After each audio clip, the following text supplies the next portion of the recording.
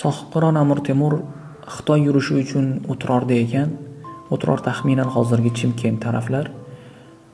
11 fevral kuni birdan sog'lig'i yomonlashdi va issig'i chiqdi. Xastaligi borgan sari ortib bormoqda edi. Tabiblikda dunyoga tanilgan mashhur tabib Mavlono Fayzulloh Tabriziy ham uni davolashga harakat qilardi. Amir Temurda har xil kasalliklar namoyon bo'lmoqda edi. Tabib bir kasallikni qaytarsa, ikkinchisi oshkor bo'lmoqda edi.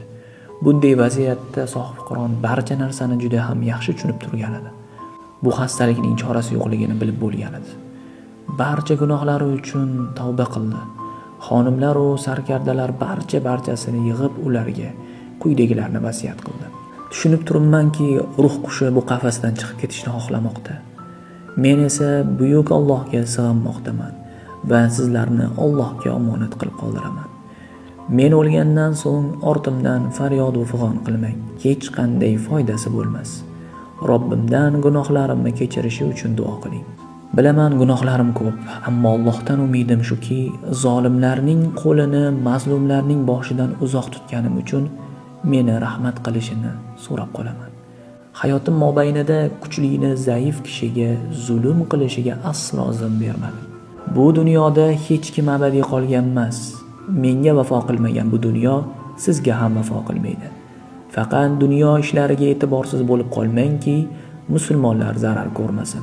Qiyomat kuni sizlardan buning hisobi albatta so'raladi. Hozir Pir Muhammadni valiahd qildim va unga Samarqandni berdim. Sizlar unga yordam beringlar. Tuzum buzilmasin, musulmonlar zarar ko'rmasin va necha yillik mehnatim zoyi bo'lmasin, deya nasihat qildi. Atrofdagilar buyuk amirimiz, jonimiz sizga sadaqadur deya ko'z yosh to'kdilar. Sohibqironning so'nggi so'zlaridan biri shu edi. Koshki o'g'lim Shohruxni ko'ra olsam edi. Ammo Sohibqiron Shohruxni ko'ra olmadi, lekin uni juda ham yaxshi ko'rardi. 19 fevral 1405-yil Amir Temur 69 yoshida bu dunyodan xayrlashdi. Men har bir ishni qat'iyat bilan boshlayman. Agar biror narsani qilishga qaror qilgan bo'lsam, unda uni butunlay amalga oshirishga intilaman. Ongim va tanamni to'liq shu ishga bag'ishlayman.